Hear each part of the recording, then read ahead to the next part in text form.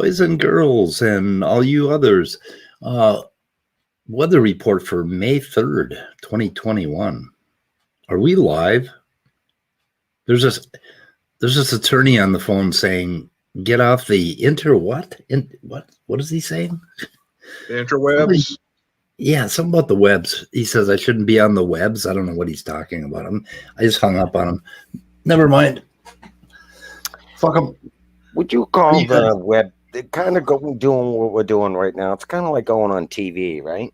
It's a good analysis. It is. Yeah. Yeah. Why do so many Christians go on TV and act stupid? I don't know. Yeah. I guess I can say that. I guess we can say that about atheists too, right? Yeah, I've got a picture for this show of an American loon because holy shit, these people are so. I heard so much dumb yesterday. Yeah. That every now and then I just I hear fuses burning everywhere. It's just like, oh my god. There's some new players on Praise That I Am's channel, and then we had Joel from the other day, and with I don't know where to start, and then John Maddox talking about ERVs like they were. Yeah. Oh my god, we got to play that little clip because if I'm not wrong about what Maddox is saying, it's really dumb. It's really dumb. Yeah. And he's been corrected before on this. Yeah. I don't know. Did you get a chance? I hated to do the other day. What did you have? Was it Friday? It was Friday night, right? That you had you guys were doing the paper there. What was that? We're on information. Yeah, I think that was the one. Yeah. And I jumped in there, and I just wanted to give you guys that link. There was a little interesting conversation with Maddox. I don't know if you had a chance to watch that one. Maddox was actually talking about young Earth creationism a little bit, which he doesn't. He was asked the question whether he was young Earth or not, and he did a little brief, like a brief introduction of his position, I guess you would call it. It was a short thing, but yeah, I can't remember where that is, but I think he indicated that he was, right? Yes, he did. Yeah. And he kind of, like I said, it was right at the, that was on that Germania, his YouTube channel. He went over there. Originally, I think Germania, he invited Antangelo, and they were having a chat. And, they chatted for a while, for probably a good hour or a little more. And then Maddox jumped in and they chatted. And then, and Antangelo had to leave, and Mad Ducks there stayed for a while, and they chatted. And right at the very end, they said, "Oh, do we want to, close this out? Do you have any last questions?" And that was the question he was asked, whether he was young Earth or not. And he answered the question, but it was right at the very end of the video. So it was a quick thing. It wasn't a long conversation. Yep. On that subject, anyway. Atheist Jr. did a little. I'm not sure if he was reading from a script or if he was just, because you can't tell the difference. If you were to take a robot and used Maddoxisms, it would sound exactly the same as Maddox. Like parodies of Maddox sound just like Maddox. Yeah. So, yeah. I'm not sure which one he was. So I'm trying to find that Germania. Germania, you said it was? Yes. Yeah. I'd have to go back. If you need me to dig up that link, I can probably dig that up. We could have Well, that was the one I gave you. I gave you that already, but you didn't save that. That was on your last. I posted that in that stream Friday night, but I can go back. And I probably posted it in the description, right? I don't know if you did or not. Oh, teleology and teleonomy. Was that okay? Functional information was the name of that one. And let me take a look. We got Matlock and Swamida's paper. We got cover photos. That's all I have for a description. So I did not post it, so we'd have to go dig it up. So I guess we won't talk about that because we haven't dug it up. So I'll post it. Just give me a minute. I'll go back and find it, and I'll post that in the private chat for you if you want to go on it. Like I said, it's just he just talks about it for it's probably a total of 5 minutes. And you know how Maddox is, he talks so slow, you speed it up and it's like 2 minutes. It's barely 2 minutes, baby. Maybe, Yep. So where should we start? I don't even know where to start. We've got, hold on a minute. Friday night open mic. We got Origins debate. We got, the God talk. My impression of, we do not have our shit together. I was going to wait for Atheist Jr. I think he was actually going to get in here. We'd start at SFB mod if you want, David, unless you're looking that up. Yeah, I'm looking. I have it right here. Just got to make sure this is the right one. I think it is. Yeah. It's the right one. Oh, shit. He might have. You know what? I got to go to another place because I actually saved that. He said that Germania he doesn't keep like all his videos. He edits them and all that. Really? But I did. Yeah. So let me see. I got to go on my thing here. Actually, I can go right. Where is it? I did save that, didn't I? Somewhere? Thought I did. I thought I saved it. Yeah. Let me get rid of this. Oh shit! I might not have actually. I thought I saved that, but I gave you that link, so I think I might not have saved it. So I might not. Shit! You might have to. Maybe the only way to get that would be to go back because I just checked on his website or his YouTube channel rather, and I think he might have edited it. Let me go back and look at it, see if he still has it. What's the name of the YouTube channel? Germania? Germania, yeah. I'm on it right now, but I'm not sure. Give me a link to that much. All right, hold on. Let me put that link in. Hold on. I'll give you. What the fuck? I'll give you that link, and I got to look to see if that video, like I said, because I did ask him when he finished that video. I said, "Are you going to leave this up?" Because I wanted to save that. So if you wanted to talk about it, you know what I mean. And he says, "Oh yeah, I'm going to save it." And then I posted it in your link. That's Germania's YouTube channel right there in the private chat. Yeah, I didn't know if you would want to talk about it, but I posted it in your stream on Friday night. So, yeah, see, he got rid of it. Shit, I should have freaking recorded that. I should have saved it. Yep.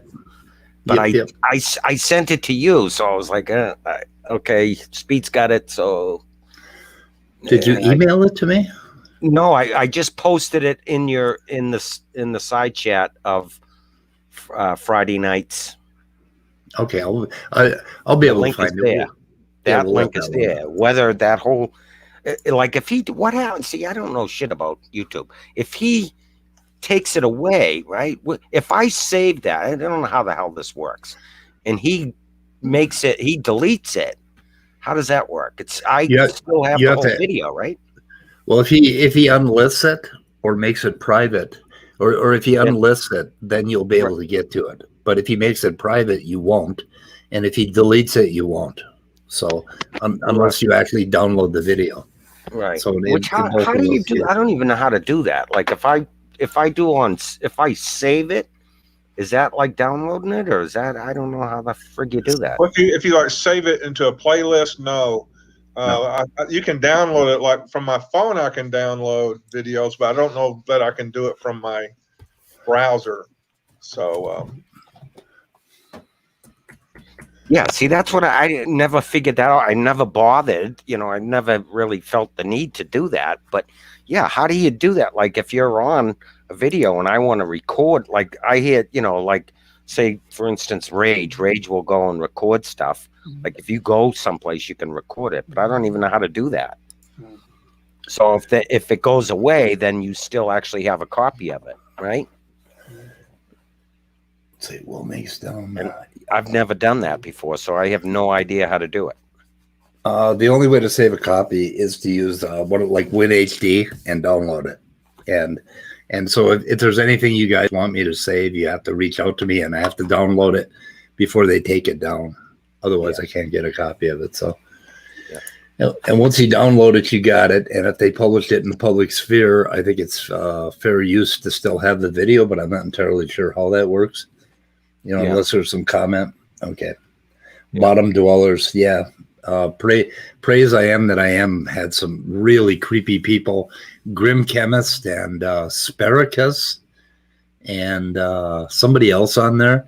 And they were, but of course, I didn't have time to timestamp the video prior to this, but they were talking about politics and demons and all of that stuff and all kinds of crazy ass conspiracy theories. There's and nothing better than elongated conversations about demonic politicians, I have to tell you. Yep. We had the origins of today. Okay, so then we have my impression. Hang on a second here.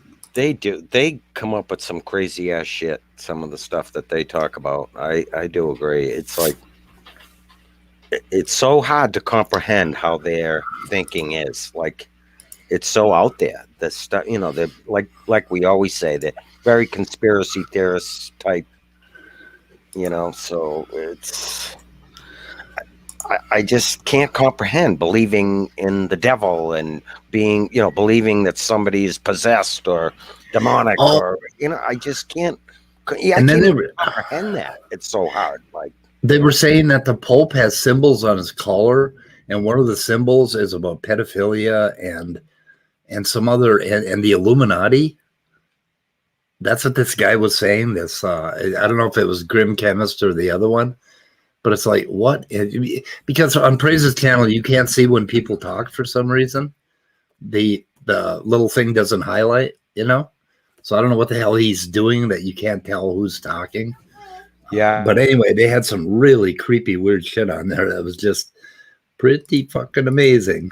Yeah, this I actually didn't even watch any of this. This was his last, was this last night's or... Which one was this? Praises. This is, let's see, this was May 1st. Okay. So John Maddox was on Amy's channel for a long time and he got beat around. And then he came on this channel and he started talking to Pigskin Fly. That's right. Some other ones. I did catch some of Amy's. I did catch a little bit of that too. Yeah. Yeah. And then, and there were some pretty cool things here. Like, the idiot raccoon. I mean, not even smart for a raccoon is what I'm saying. Yeah, yeah. The idiot raccoons. See if you can hear this, guys. I think you can. I'm like, brother. You know what? Prove evolution or biogenesis. I mean, you can reject it. No, I agree. No, I just thought that was kind of cute. I do have to say that kid. Chad there or Will, whatever you want to, you go by here. That kid, that is one of the saddest cases to me because he's like 15 years old or 16 years old. And you look at his behavior and his line of thinking, you know, his reasoning. And I mean, the kid's a spitting image of Doc Dawkins. He's a Doc Dawkins follower. He's just so indoctrinated. He behaves exactly like all these adult fundamentalists behave. Exactly. I mean, he's he's like a 40-year-old bigot in a teenager's body. In a teenager's body, and that's what makes it sad for me.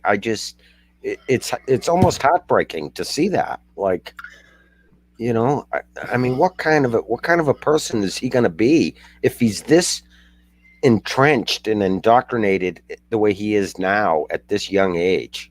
What is he going to be like in 10 years or 15, whatever, you know, when he becomes a real adult? And that is just sad. And why the hell these people even allow him on the channel? I don't, you know, I mean, I guess you can't really, I shouldn't even say that. You know, hey, whatever. Yeah. It's just, it is sad though to me. He's one case that I think is sad. Wait, why are you teasing me? Like, you're telling me that there's someone like Darth Dawkins that I could potentially go mess with, and then you're telling me he's like a teenager, so I guess I shouldn't. Yeah, you shouldn't touch him. Yeah, you don't even want to bother with this kid. I mean, he's just so bad. It's He's like so dumb. it's like showing me a piece of candy and then throwing it down a well. Yeah. Yep. Okay, I'm guilty of following along with a little bit of Darth stuff. You know, obviously you always see the Tom Rabbittt stuff, right? That always, and then also the Supreme Leader. He does live stuff with Darth all the time. He has like live streams. He's recording it and he's posting it live while Darth is on Discord, right? So you don't even have to go on Discord and you can listen to Darth live, right? And I see Chad jumps in there every now and then. I've watched it a few times, and so Chad goes to that Discord. And, Really? yeah. Wow. I mean, obviously, I don't go to the Discord channel, so I don't know how much he's there, but he definitely goes there. He was there. I think I watched one of those videos yesterday for like 2 minutes, and all of a sudden he popped in and said something. And of course, you can tell his voice, and he popped in and said something for like 2 seconds. And then it ended, like that stream ended, but yeah. So when you consider overall mental health in the in the United States now, we know we have a lot of problem with schizophrenics, but then we have all this other mental health issue which I call just pure idiocy. I mean, people that are so uneducated and so unable to think rationally. And all of them go on to Praise's channel and SFT's channel, and they talk about thinking rationally and how we can't think rationally. That's not very nice. That's not a very nice thing to say about Andrew. After all, he goes on there as well. Andrew? Yeah, that's not very nice. That's not a very nice thing to say about him. Oh yeah. Well, that's another kind of mistake. But anyway. But mental health, I think, is also learning how to think rationally and how to actually reason rather than just parrot the words, But anyway, so let me set this up. Well, and I have to apologize. It's Monday morning, and we do not have our shit together on the weather report today, obviously, because we ended up with a bunch of links backstage about 5 minutes before we went on, and I've been yelling at David, give me links. Yeah, I know. I never know what the hell I should have maybe done a freaking big email or something. I don't know. No, David, I'm not picking on you. I'm picking on me. I was not ready this morning. Now, back to this Chad kid, right? Now, does anybody know that? I think is he actually from Canada, maybe, or am I mistaken there? I think he is. Yeah, he's Canadian. Canada. Yeah. I thought so. I wasn't sure, but yeah. Anyway, is it a good idea to raise your kid on maple syrup instead of mother's milk? Put maple syrup in a bottle. Is that what they do up in Canada? I don't know. I'm not sure. But anyway, something really went wrong with that kid's brain. Yeah. I mean, obviously, being at such a young age, and he definitely knows a lot about the Bible, so he must come from a very, fundamentalist religious family, right? He must. Right. To know what he knows at such a young age. He's very familiar with the Bible, that's for sure. Okay. That's the only thing he's familiar with, unfortunately. Yeah, definitely. He's not a smart kid. Lil P, LPP, was on Amy's channel the other night for about an hour and a half, and he was, battling atheists, and I came on at the very end and gave John a very, very nice message that, hey, let's, hang up our guns and go out, just talk about a paper on information because we're both interested in it. And John has not responded at all to that.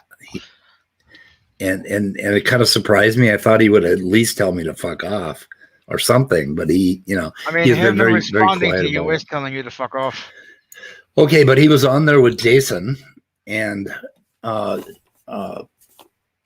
Jason Torn. Okay, and Jason Torn was talking to John about being an autodidact, and he was trying to tell John in as gentle a way as possible that John doesn't know what the fuck he's talking about because he went out and got his his education on Google, and of course, John watched a few courses from Stanford and MIT on biochemistry, and I don't think he absorbed a whole lot. But anyway, John considers himself like a primo researcher, geneticist of the finest quality, who is capable of disproving evolution, right? And Jason was on there telling him that, well, you autodidacts, you really ought to sit back and think about, what you're doing. And of course, that is me too. I've gotten my education by myself, or I'm all self-educated in science, right? Yeah, and that pisses me off too. So if that pisses you off, welcome to the club. No, it doesn't piss me off. What it did was it told me a couple of things about myself. That number one, when I am studying, there are times when I want to gloss over the mathematics, or I want to gloss over the questions at the end of the chapter or whatever. And he was basically saying, don't do that. If you're gonna educate yourself right. And he's got a point. When you are in school, you are made to think in a different way than when you're just reading some Google shit, right? So I took his message to heart, and I took it as a criticism of myself, right? Well, yeah. So John Maddox went on Praise's stream right after that, and here it is. Whole exposition.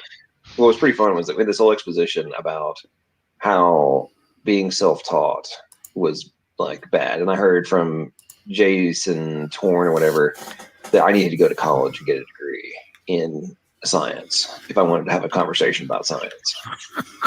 What? And that was repeated like 50 times. So in other words, don't think for yourself, right? You're not good enough to talk about this topic, because you don't agree with you. You don't agree with you're not a PhD, right? Foreskin or whatever the fuck it is. Like, is that still a thing? Either that or Dannykins, depending on. I like foreskin.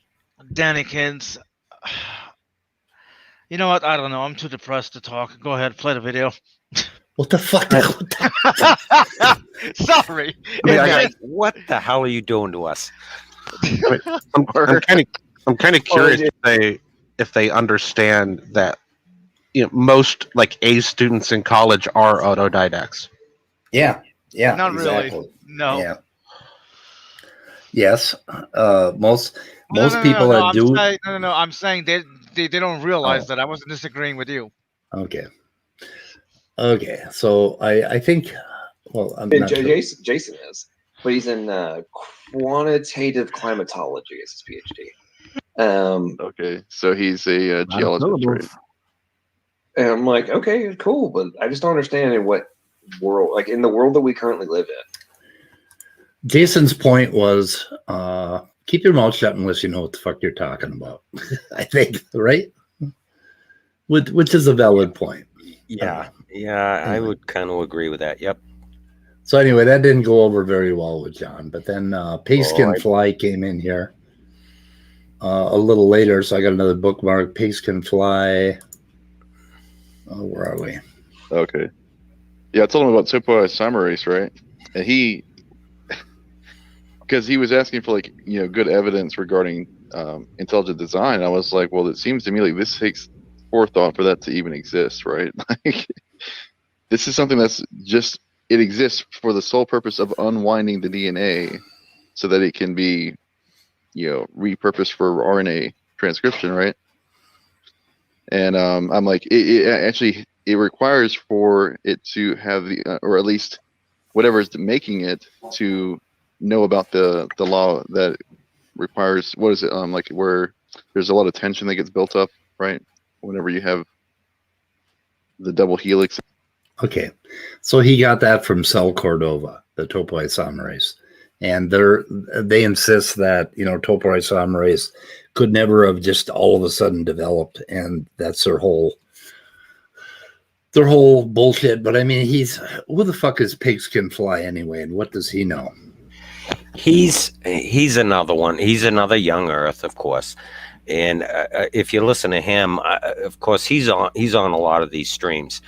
And my summary of him would be I think he claims to be obviously a self-researcher like John. He's basically an identical to John. and he's talked about like having some interviews and discussions with there was one female PhD. I can't remember her credentials, but she was a PhD. He talked about her, and well, this person said this, and it's funny. He's just another typical one that goes out and he actually researches, but he presupposes forethought. Like you heard him right there, right? Right. So he's got that in his head, and that's all he thinks about, and he just makes all of his research fit that. So, that's what it all boils down to with him. So anyway, topoisomerase is this little unwinder or cutter, and when DNA gets knotted up when it's being duplicated, and it requires that every now and then you cut it and re-anneal it. And that happens in human genomes, and it happens in complex genomes. But if you want to research topoisomerase, you can sit there and say how wonderful it is, or you can go and research it. And you'll find out that topoisomerase is pretty much popped up around the time that very long strands of DNA popped up. In other words, it's extremely old. I mean, it's well conserved across all of life, basically all of DNA life. And then you go out and research a little further, and you find out that topoisomerase is used, like he says, it only has this one purpose. Well, I believe, and I'd have to check, but I'm pretty sure I read a paper where it has about 3 or 4 other things that it does in other pathways. And it's a zinc finger. It's one of those zinc finger things, which are in 3% of our genome. So it's all over the place. It's ubiquitous, basically, the zinc finger thing. And then all the other parts of the topoisomerase are pretty obviously domains that other proteins share with them, right? So it's like a little tool bag, and it just happened to work well and evolved very early along with the DNA system. But if you don't have a really long strand of DNA, if you imagine life very simple, very far back, it doesn't have that knotting problem, basically. And there are other ways for DNA to replicate. And my point is that just saying, oh, that requires forethought because it is so complicated right now, you need to go out and start looking at the literature and start taking it apart and looking at it as to how could this have happened? How could this thing have happened without forethought? And when you do that on topoisomerase, you will find paper. I'm gonna channel SFT here. Paper after paper after paper. So that's the point. It's like you can't just full stop say, oh, that requires forethought and not go any further. Well, apparently it requires forethought to understand what one reads. There we go. These autodidacts like walk into the edge of the pool, like on the kiddie end of the pool, and then think the pool's only like 1 foot wide. Yeah. They don't see the whole pool, basically. I mean, anyway, that's insulting to autodidacts, at least the good ones. Yeah, degree forces you to learn shit that you ordinarily wouldn't learn. That's for damn sure. Well, here a minute. An autodidact is not a good or bad thing. No. And if you want, I was making a joke, Serb. Okay, if you want to be an autodidact, you're going to have to work your ass off, and you're going to have to work your ass off for decades if you want to do it that way. And I pointed out to in an email to Jason, I pointed out the problem with autodidacts is they tend to have a little AD. If you call them an AD, they have an ADHD problem, that they'll go from one topic to another, and that is my problem. I go from one subject to another. Therefore, there isn't any one subject that I can drill down on at the level that a PhD would drill down on it. And so when I talk to a PhD, I better have my fucking humility in my hand, right? I mean, I'm not going to, like when 11th Dimension said something here about topoisomerase, I fucking listen to him. I mean, to be fair, not even PhD have know everything about their own field. There's too many goddamn papers. There's too much stuff. Well, the thing is, the way specialization works, right? their field, right? Their quote unquote the field, the little thing that they're specialized in, really isn't the whole field. And they know pretty much everything about whatever it is that they're doing specifically. Yeah. Oh, so then but I always there. If you go talk to a professor, they have a lot of knowledge in that one thing they do, and I'm sorry, but a sedimentology professor ain't gonna know crap about volcanology because they didn't do that stuff past bachelor's degree. So you're not a expert in biology. You're an expert in this particular thing that happens in biology, and you're lower than everything else by definition. Well, my question is, why specialization is good, it's needed, but why not branch out as well? Because you, on average, live only like 70 years. Yep. That's really no excuse for not branching out. Hurt. Oh, wait a minute. What do you think really branching out means? Not really. Exactly. Like, how dare you not have 2 PhDs? No. Cerberus? Forget it. Did you just say that people only live for 70? I'm 70. Yeah, you should be average. dead. Yeah, the average male lifespan in the U.S. is like 72. God damn it. That's why Daddy doesn't come on here anymore, because you're so old. Jesus Christ, I'm having fucking chest pains right now. Look, half the male population that makes it like past 60 makes it past 72. Okay. Right, so you're fine. So I'm gonna live. I'm only 36. Yeah, if you're fine now and have no major no major health issues, right, you'll probably live well past 72. Okay, so I can go on with the video. I do have some. I do have some health issues, but they're not too bad. Some of them are reversible. I give you at least 6 months anyway, so. Wow. Well, I give him. That makes you feel any better. I give him 3 years. I was only joking. So was I. I come here for hugs, guys. Thank you. You're so wonderful. Okay, let me play the next part I have. I think something on nested hierarchies from pigs. I don't know. Go with the all the different nested hierarchies. It's funny that they bring up nested hierarchies as an evidence for evolution, but these hierarchies actually point to design in the first place because a lot of them have to have symbiotic relationships just to exist. Yeah, I mean a whole bunch of them. It's crazy how many there actually. Hey, Praise, let Jamie's backstage and let him in. So what the fuck is he talking about? I think he's talking about monophyly. I don't know what the hell. Anyway, this discounting basically of nested hierarchies when it comes to genetics is just absolutely ridiculous, and I don't think they quite understand how clear it is when you look at the genomes and you start doing phylogenies on genes. I don't think they understand how clearly that is evidence for evolution. I mean, they just don't seem to get it. And I think Walker's here to comment on that, hopefully. Is that Walker? Or is that Randolph? Yeah, I don't know. I was hoping Walker would stop in. If you're looking at like a deity version of like intelligent design, right? While it's not impossible that they would like do it via some DNA and correct some self-correcting mechanism like evolution, I think you would kind of suspect them to make things that aren't actually related like that. Yep. So, okay. So the next part I got here is on John. Okay. And let's see, I got the idiot raccoon, and then I got viruses evidences. Anyway, the human endogenous retroviruses, or the human genome has about 8%.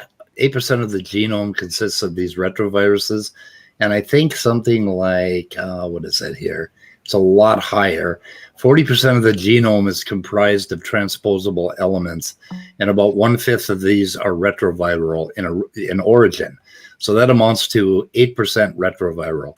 Now, there's something called the human endogenous retrovirus, and I forget the name of it. But anyway, It is involved in the placenta, and it has been co-opted.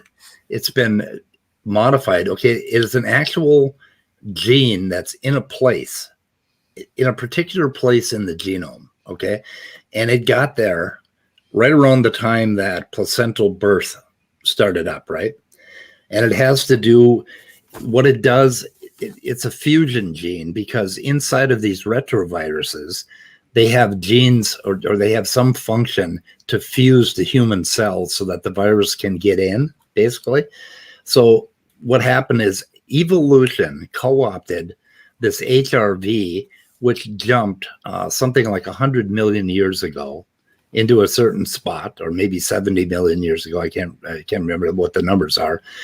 It actually jumped into a spot in the genome, and then it became copied thereafter, and it was also conserved. So you understand that these viruses, even in your body now, you guys have viruses that are jumping to spots in your genome that may be different than what's happening to me. But overall, if it gets into the germline, then it will be copied from generation to generation. And we've been able to look up the history of these retroviruses, and they have families, and they have their own phylogeny. So, but the point is that this the one gene that they found was functional in the placenta is at a particular spot in the genome. Okay, it doesn't just jump there like ad hoc, right? These things do jump around, but when they jump around, they're usually silenced. And most of them are silenced, because if they weren't silenced, they would kill you. There are some that end up killing you. You know, they can cause cancers and a bunch of other problems. So, but anyway, they're little viruses that live inside of us, you know, and they've been following us around. But this one that they found, and they found a few others that have to do with the immune system. And they make a point in this paper I'm looking at by Sugimoto, Jun Sugimoto, and Daniel J. Schust. It's a comprehensive overview of ERVs. They make the point that only a couple of them out of thousands have been found to be functional. And Standing for Truth will say, oh, they're all functional. Okay. Based on the fact that we found 3 out of 1,000 that are functional, he is projecting and saying they're all functional. Okay. But then now John, the autodidact, has something to say about ERVs. And I want you guys to listen to the whole thing and see if we can decipher what he's saying. Based on their own evidences, right? They're already wrong, because first of all, the viruses can't sustain themselves by themselves, right? They have to have a host just to survive. Second of all, they have to have a key protein, which shows that it has to have this key already in place on the structure of the virus just to gain access to your cell before it can do anything to propagate its own genetics, right? Again, It takes forethought for this to happen. Then it only affects a very specific portion of the DNA, right? Which is the reason why they think that ERVs are trace markers for evolution, because... Okay, he's talking about it like these ERVs have to come from outside, and they get into your cell, and then they do something, right? Did you catch that? Yeah. I'm trying to decipher this guy. Because they believe that, you know, if there's common ancestry, you would expect to see the same marks. The issue with this, though, is that they don't seem to understand, if you do this across the whole spectrum of animals with the very same specific slots of DNA that are supposed to be effective, you're going to see the exact same effects if it can be affected there, right? The virus only affects that type of that portion of DNA. Of course, you're going to see that there's damage there. Okay, now there's a grain of truth in what he's saying there, because there are hotspots where these viruses will jump to. And we've seen that in mice and rats.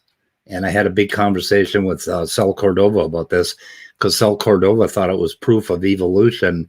And I showed him that, no, it's just proof that there are hotspots where these things line up. So he read that somewhere, and, you know, there's a grain of truth in what he's saying. Across the board, right? And so they're going to, of course, they see that in mice, cats, chimpanzees, humans, pigs. But they don't want to say. Well, you're a monkey, bro. You're a monkey. They don't want to say any of those other animals. Well, there's also the aspect of the ones that are like. Okay, here we go. Now listen to what Maddox says. Oh, they actually do something. right? The functional ERVs, right? It's like okay, and this is why it just blows me away that they so desperately avoid, or I'm talking about the YouTube atheists, so desperately avoid the reality of the genetic code and programming and everything, right? It's like, okay, hello, where are these things being inserted? Oh, wait, it has direct relevance to developmental pathways and stages, and they're time-based variables. And somehow they magically come insert themselves in the exact spot in the genome to alter the outcome at a specific point in embryo development and beyond. Okay. Wow. Did you hear what he said? So he thinks that somehow these endogenous retroviruses jump to a certain spot at a certain time and cause the adhesion to the placenta, basically. They do not fucking jump.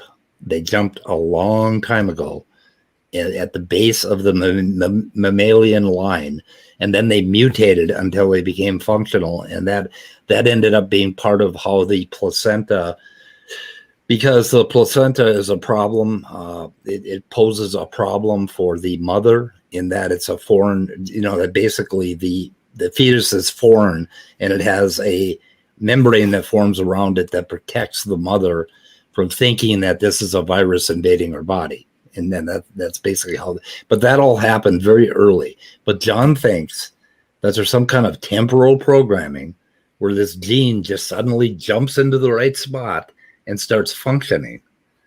Is that not what he said? Yeah. I don't know if he specifically said everything that you said about it. I think it's implied, though. Yeah. Well, we can go back and listen. Well, let's go a little further and see what else he says. Like, I got a question about that. So one more point on that. So, okay, let's think about this from a programming perspective. I'm gonna A, have a time variable, and B, it's probably gonna be an include call for like, I've got XYZ function. I don't need it all the time. So I'm not gonna put it necessarily into the main code, but I'm gonna have it in a folder, hang on over here, and a little call for it. So when I come to that point and that variable is activated, what do? We say, oh, grab X function, execute this process now. And then when that's over, you don't need it anymore.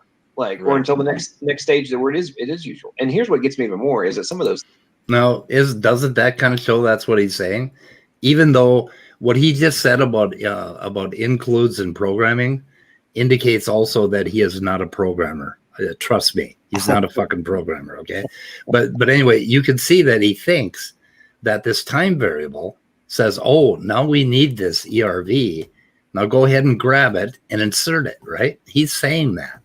He actually fucking believes this. Yeah,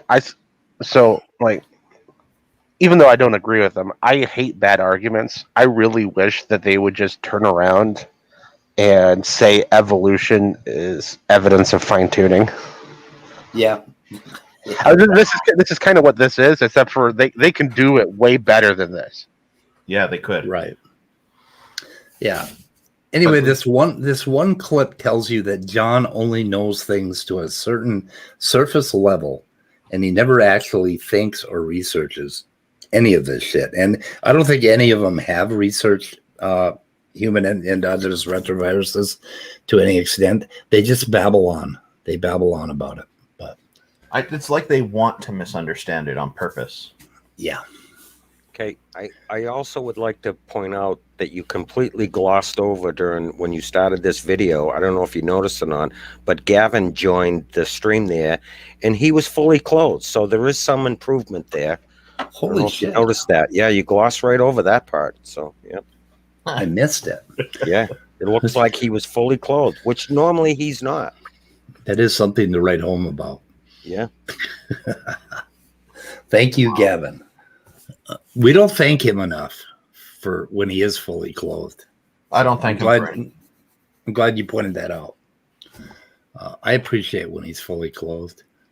I don't know. Yeah, me too. Now I got a link of paper for you guys. It's by Sugimoto, and let me see when this is from. This is Sugimoto 2009, and I'll see if I can find the link. But you guys, I think let's see, we have Arn Ra in the Bible. So they went on about Arn Ra for a while, and then I think they got off into religious topics. So Maddox always drops out when they start talking about the Bible.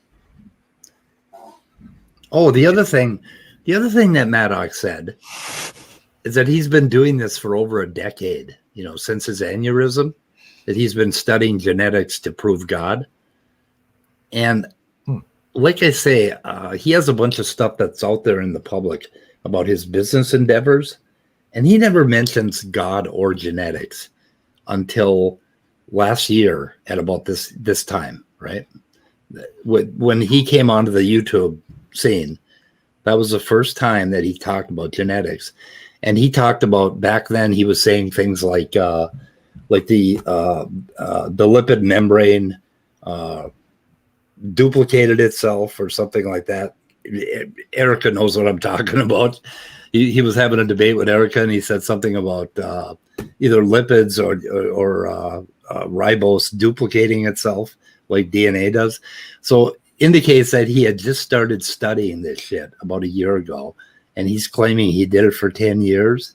Maybe he has. I don't think so. I don't know. He never talked about it.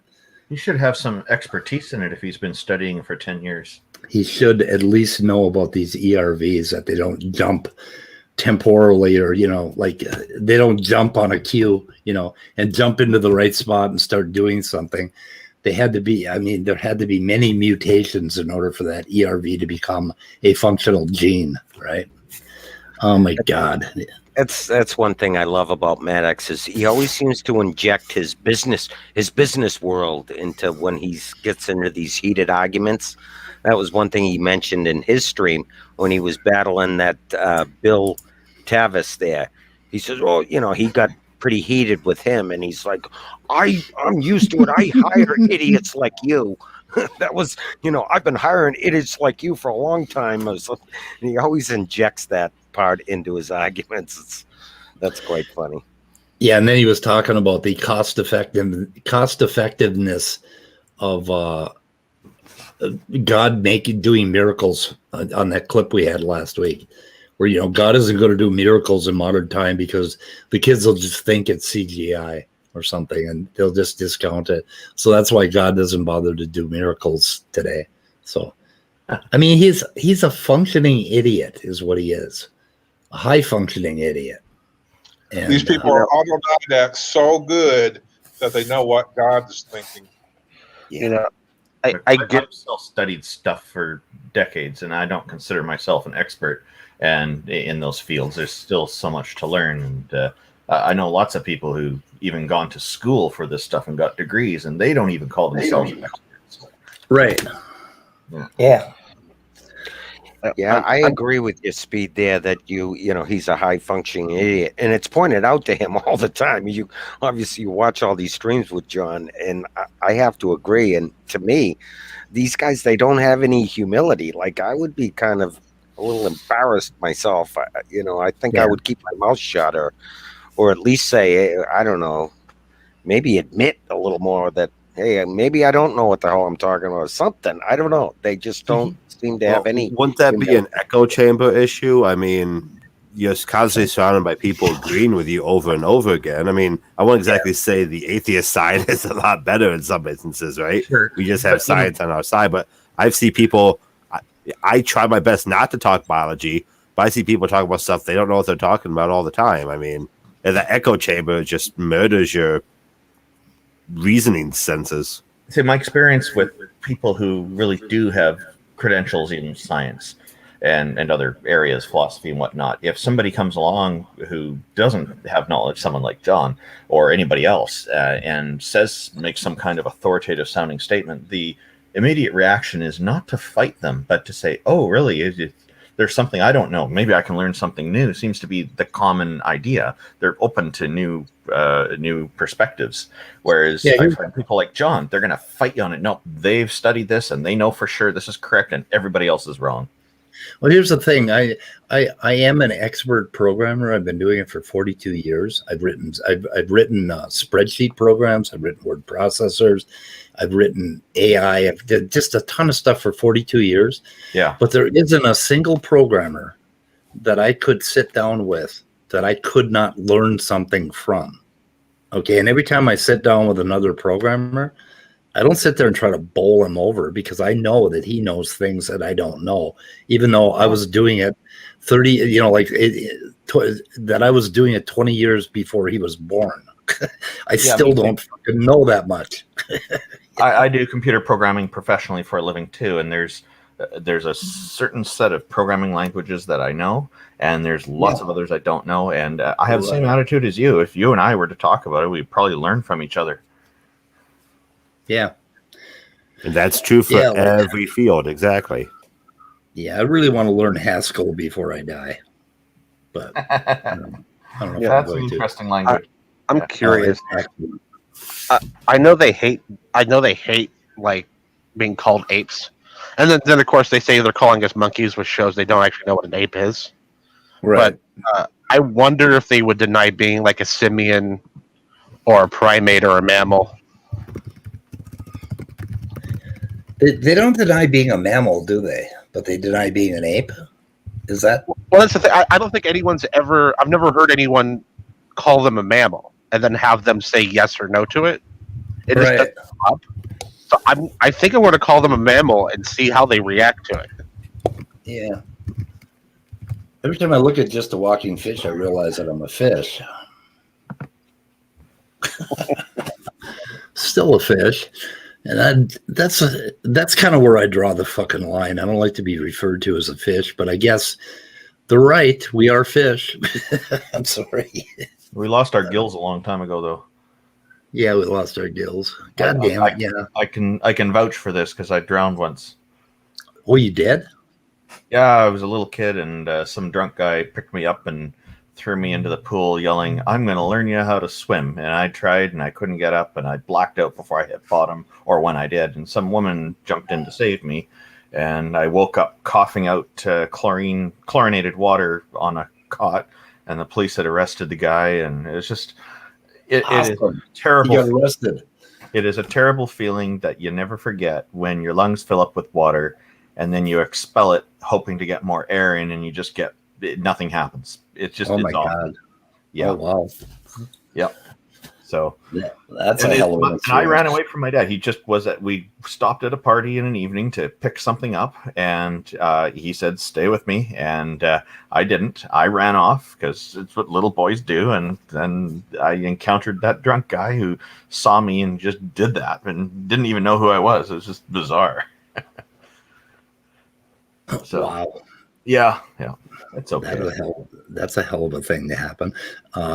Yeah, so when I hear the story of the world being flooded, I'm thinking, I know how cruel such a cruel way to kill people. I have firsthand experience of how horrible that would be. Yeah. For all those people. Aren't you grateful that you have that experience, though? Oh, all my experiences. Yes. That's an experience I could probably do without. There's other experiences that are far worse. I watched people murder each other. I was in a bad neighborhood when I was a kid, and things like that. And so that experience living in that neighborhood taught me to be careful in bad places. And it's helped me to save my life a few times, or avoid being into situations that ended up escalating. I was able to avoid them because I saw it coming beforehand. And had I not had that experience, I might have walked right into something and end up being part of the crossfire. And so I'm grateful for. Yeah. But the drowning experience I could do without, though. Yeah, I have this like extreme gratitude for being by having being an alcoholic and a drug addict, because I have experienced shit that you ordinarily don't. And the reason I'm grateful for it is, number one, I can see through some bullshit when people talk about experiences like hallucinations and things like that. Oh, yeah. And number two, I can have empathy for a person that's still suffering from whatever it was, even though none of this shit was a good time, right? What really pisses me off is when people talk about alcoholism and drug addiction as being succumbing to lust, as if alcoholics and drug addicts are having a good time the whole time they're addicted, right? You have a good time in your teenage years, the first few times you try the drug, and for the rest of your life, you're chasing that high, and you never have a fucking good time again. So I always tell kids, if go ahead, if you try meth or any of those fucking things, it will be the last good time you ever have, because you won't ever get back to that particular feeling again in your life. It'll be all downhill from there. And that's but people are sometimes surprised when I say that I'm grateful for this thing that pretty much fucked my life up. Well, because you've managed to overcome it, and so of course you can see that it's much better now. It's an experience that you'll never want to have again, and you can help people to avoid it. Warning them. Yeah, the overcoming part is goes hand in hand with the gratitude, because when you're in it, you certainly aren't grateful.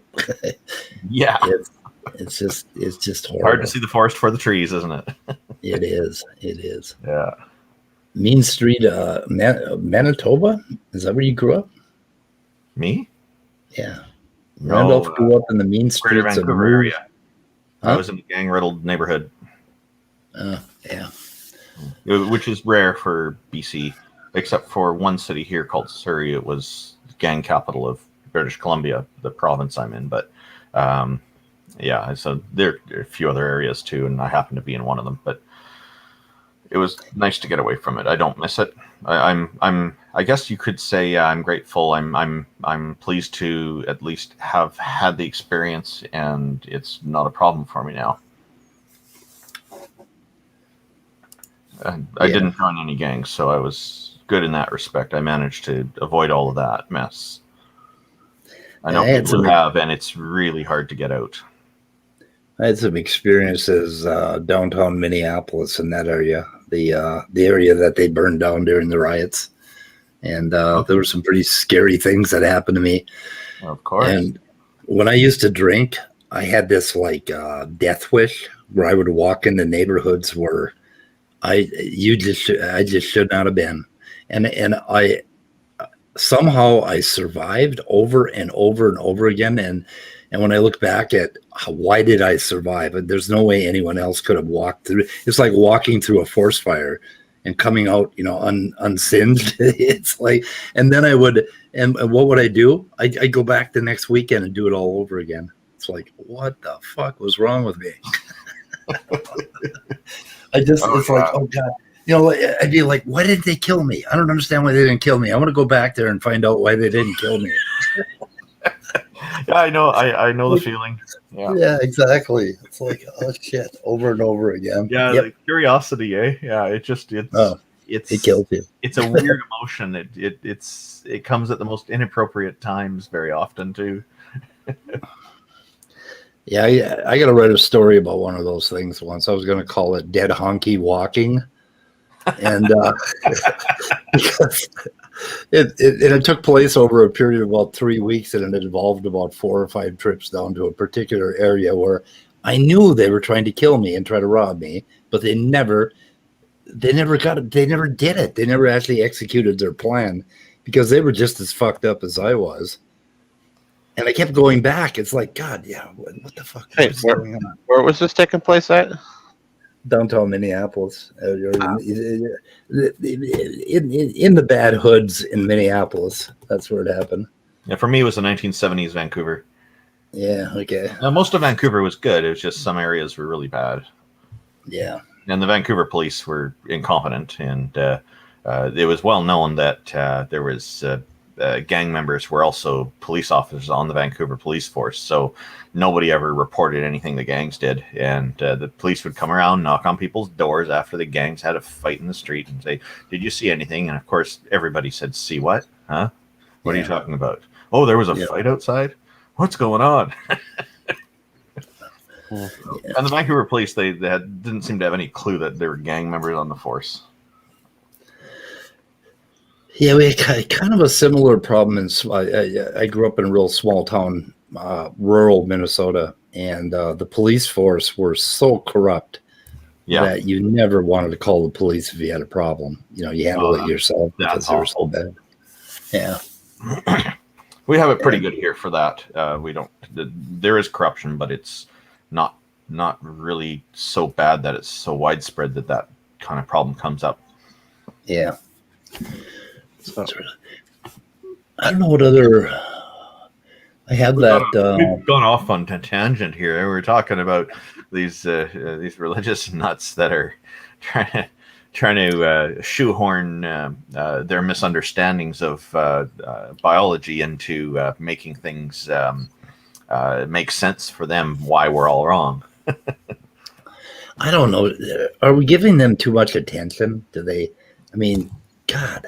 But when you listen to SFT, like during that debate, did you hear his? You know, when he starts preaching, and he was up against somebody, this TAVIS, right? Who knows a little, you know, but I don't know. I listened to a few parts where SFT was preaching, and he is so confident that they have absolutely proven with science that creationism is a thing.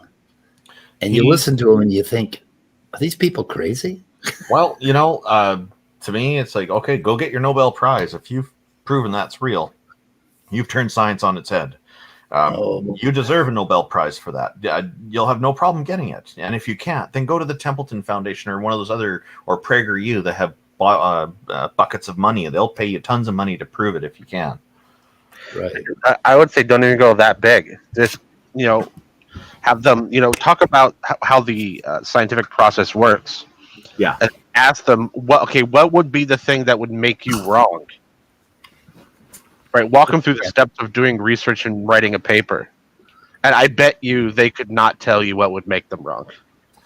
Oh, they'll have excuses. They're going to get defensive for sure. Oh, that's fine. They can have all the excuses they want, but if they can't tell you why they would, the thing that would make them wrong, then it's not scientific.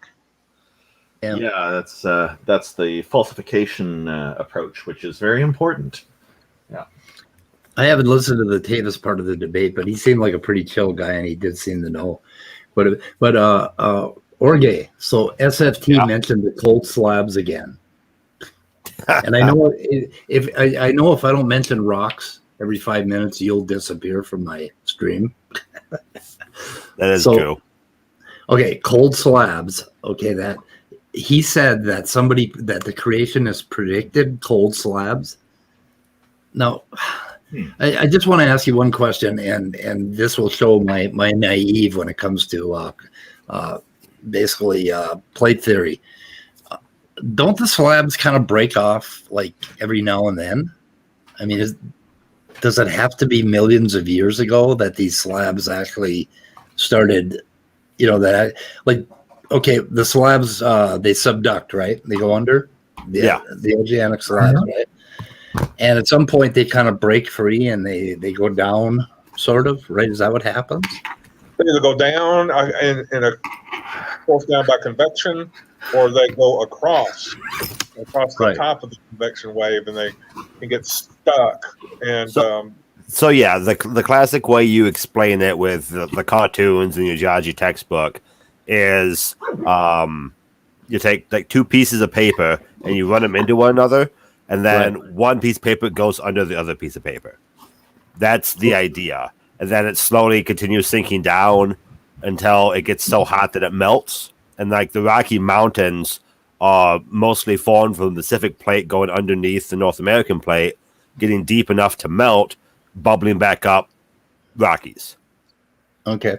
That being said, that's what you discuss in the introductory geology textbook.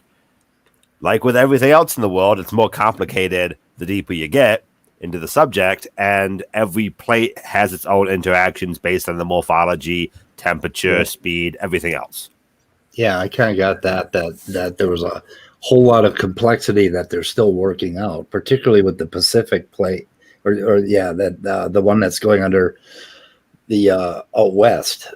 There's a whole bunch of new stuff that they're finding out that's kind of interesting. And all these plates are different sizes, and they all come in at different angles. When you take your introductory geophysics classes, one of the most pain in the ass things you do is triple points, calculating what interactions occur when more than one plate touches each other. Okay. And it's it's high level math stuff. I mean, that's usually a fourth semester, fifth semester class, and it's introductory. So, But okay, these cold slabs, how cold are they? I wish a creationist could tell me that. The word cold doesn't tell me a whole lot, right? Right. Yeah, who calls them cold slabs? SFT. Is that spread across the geology discipline, or The is that term just, slab isn't something I heard a lot. It's been a while, but I didn't get my education talking about slabs. You talked about plates. Yeah. So okay, but then SFT keeps saying, oh, if they'd been down there for millions of years, they would have melted. And my first question was, why are we talking about millions of years? Isn't this an ongoing process? yeah, and I remember I looked up 2 or 3 of the papers that he talked about before, and there's no indication of how they're coming to those conclusions. It's the classic creationist paper where talk a little bit of science and then make broad assumptions about what other people say without referencing them. This is an issue because blah blah blah blah blah, but no reference to why it's an issue or who's saying it's an issue. And then that's creationist papers. The back half creationist papers, nothing but that. And then the other part that he claims is that creationists 30 years ago predicted they were going to find these cold slabs. What is he referring to exactly? Well, that's what I was going to. I mean, cold slabs are a thing in the literature, but if you when someone makes a claim like creationists predicted this like 30 years ago, just ask them to show you either a paper or even just a clip of a creationist. That's exactly what I was going to say. I no one showed me this prediction. Yeah, it doesn't exist. It's because science predicted it. Yeah, I know Humphreys. Classic one is Humphreys predicted magnetic fields of planets. That's a classic they go to, and like his numbers just followed a very basic trend and weren't accurate to any sort of prediction. Sure, he guessed differently than some other people. He was closer, but he didn't make an accurate prediction. It's SFT doesn't cite his sources. I don't want to do the work for him. Right. I don't want to do 200% of the work to debunk 5% of the bullshit. So all he did with TAVIS was I just tuned into an SFT part and I sped it up to 2.0, and it was his entire spiel about ERVs, about every fucking thing, Y chromosome, mitochondrial DNA. He just hammered them, and then that was it. And then I got really nauseated and I had to turn it off. So I got to listen to the rest of the debate, I guess. I got to listen to Tavis's part. And then Tavis went on and got hammered some more by, where was that he got hammered? Oh, LPP's after show? You talking about that? Yeah, and they were talking about him like he was they were calling him a heretic or whatever. It was brutal. I was in there. It was I don't think I've seen an atheist be treated as poorly as they were treating that fellow Christian. Yeah. It was nuts. They were out for blood. Yeah.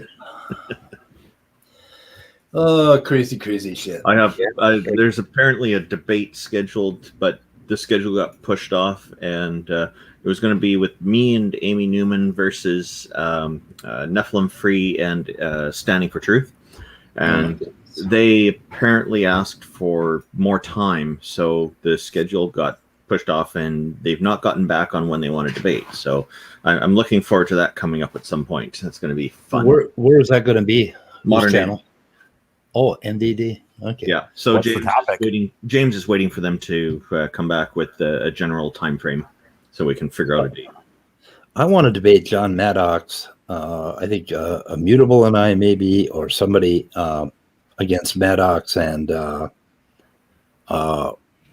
Emery Moyna is the one I'd like to get on, or else Sal Cordova, on information, or that whole can of worms. I think we're going to do something on information later tonight. Again, information, functional information too, because I have more to say about it. Nobody watches our fucking science videos, so fuck y'all. But we're going to do it anyway. We're going to do it anyway. I think that debate would be Pete, interesting. are you sure you want to say online. fuck y'all to our viewers? Oh, I shouldn't. Oh, I'm sorry, viewers. All right. I was just wondering, if that might not be a bad strategy. Okay, I'm sorry. My resentment crept out that you don't watch our sciencey videos. Yeah, so Orge, you were there at Maddox's after show, and 90% of that whole thing was really young Earth and old Earth arguments. That, like you said, they were after blood with him, and that was most of it. And then there was a little bit of biblical stuff mixed in with that. They attacked him on that too, because they were just brutal with him. I mean, I felt like they would at least be open to conversations, because he's talking like they interrupted his, the hell's it called? Your story about how you got saved? What's that called? Testimony or something like that? Salvation, right? Or they interrupted his testimony to tell him how bad of a Christian he was. Like that's not something Christians are supposed to do, right? Testimonies are supposed to be personal and intimate and heartfelt and touching, and they're like, "No, fuck you, man! How dare you disagree with me?" He must be from a competing denomination. Yeah. I mean, the guy got baptized at 40, but that apparently wasn't Christian enough for them. These He calls himself a Christian now, but he kind of alluded he was more raised as a Catholic, I think. But he didn't. I don't know if he actually said that, but he did. The way he described his early religious, upbringings, it sounded like Catholic, right? Do they pick on Cell the same way? Because he talked about how he, not too long ago, went from scientist to Christian, and he still claims to be scientist. Well, Cell is young Earth. Okay, right. That's right. So. There's the right there. This guy's not young Earth, and that's why they were all over him. Oh, that's what it is. Okay. Yeah, that's what it was. Yeah. So I'm linking Atheist Jr.'s thing that he did today on John Maddox, which was kind of amusing. He just channeled Maddox for a while. I'm not, and I was hoping he was going to stop in and tell us how he did that. I'm not sure if he read a transcript or if he was parroting Maddox, because you can't tell the difference. You can't tell the difference between a parody of Maddox. No shit. There's some other amazing like that too. It's kind of like Trump. They had trouble with humor with Trump because you couldn't tell the difference between what he actually said and the comedy writers coming up with crazy shit. Anyway, Maddox kind of the same way. What really kills me is the way Maddox keeps using the word premise. Everything is a fucking premise, right? Oh, yeah. It's like premise has a real precise meaning in logic.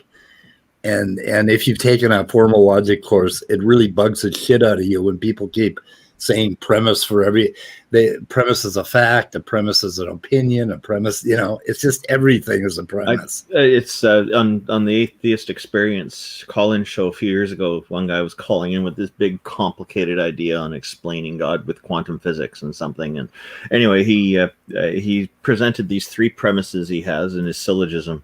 And then Tracy Harris and Matt Dillahunty, I think, were on, and Tracy right away saying something about, they both said they don't accept the first premise. And he said, that's okay, we'll go on to the second premise. And they're saying, no, if any of the premises are done, it's over. And he said, no, it all hinges on the second premise. Oh, no. If it hinges on the second premise, why have the first fucking premise? Exactly. Right. So if any of them are bad, you throw it away, you say, come back with a whole new syllogism and we'll start again. That's the way it's supposed to be. Yeah. I think these guys invest a lot of time into this, and then if anything goes wrong, they try to explain it away instead of what they should be doing is trying to look at it objectively. Like, even if you're not good at logic, you should understand that the shortest arguments are usually the strongest arguments. Yeah. That's something you got to credit Richard Madsen with, is he'll bring up his argument, and if you point out holes in it, he's like, oh, okay, let me think about that. He doesn't get mad at you for critiquing things. Oh, he's a great example of the right way to handle things. I like him. He is an interesting guy. Yeah. I like Richard. Yeah. Yep, and I've never seen him. Upset. I don't think ever. He just kind of rolls with. I've seen him perturbed. I have seen him No, perturbed. really? Okay. Yeah. It was like Christians me that with made him Darth perturbed Dawkins. too. It's like me with Darth Dawkins. I never get upset. He's been upset with me before. Yeah. Oh yeah. Okay. I was going pretty hard on him with my criticisms, though. Oh, by the way, Jefferson Spatchcock, Tom Rabbittt, and Danny all did the most wonderful job yesterday, I think, of going over Darth Dawkins' arguments. And Danny was exceptional. I like the sober Danny. He was really just right on, and they were all. And I think it had like 90 viewers at one time. It was really a popular stream, and everybody should look at that. I'll see if I can find it and link it in my description. Oh yeah. But has anybody else seen that? I haven't. I was busy yesterday. I did. I think I watched the whole thing. I didn't watch it real intent. Most of it I did. Yes. Yeah, I watched most of it. I watched part of it while it was live, and then part of it, Danny went ahead and rebroadcast it, I guess, on his channel. So I watched it on there too. It was awesome. It was masterful. I mean, Jefferson should be very proud of that one. That's pretty Those are cool. all smart people involved in that. That would be very interesting to tune into. Yep. Yeah, let me go ahead and see if I can find that and link it in my And props description. to that guy Lazarus, who was there, the interlocutor with Darth. He, I feel sorry for anybody who goes up against him, having to receive all that that theistic love in the form of condescension and calling you little man. I think he called him little boy. After he kicked him out of the broadcast for being either a nice troll or too stupid to be in the conversation. Lately, Darth Dawkins has been calling me man-child. I don't understand why. That's his only insult he has. Holy shit, he's got 863 views on that video so far. Spatchcock. He's called me retarded a number of times, and when people asked me about it, I said, "Oh, he's just having trouble pronouncing my name properly because he's emotional." What? He was all. You saw him in the live chat there at Rage when you were doing the review on Rage's channel. There, he was. Yeah, he wants to have a formal debate with me. So I said, "Okay, I'm not sure what it'll be about yet, but I have some suspicions." So yeah, I saw that. Yeah, I'll go for it. I'll take another beating. Sure, why not? I'm so jealous. Oh, you want to arrange something? I'll try to arrange something if I can. Oh, yeah, sure. Go ahead. Yeah. Actually, you talk to the Canadian Catholic on Discord. If you know that guy, you talk to him. He can usually arrange this stuff. Yeah, it's the thing is, Darth remembers me. Oh, yeah. Well, arranging to talk to Darth. I do not understand why you hate yourself. Oh, because it's fun. Yeah, it's a good challenge because he pushes really hard. He runs an interrogation. It's very good practice for other debates, I find. It reminds me of being called into the principal's office in grade school. That's the feeling I get. Yeah, your stomach hits the floor when you realize you're caught, right?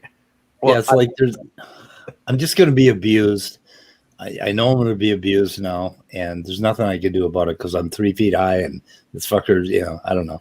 He just goes on and on and on and on, and there's no stopping him unless you have the mute button. I like when I have him in here because I can kick his ass out, right? So, see, I particularly like it, and he particularly will not even allow me in the same place as him because my worldview matches all of his requirements and makes his God not a metaphysical primary. Okay. Yeah, I think I get wishy-washy on that with him.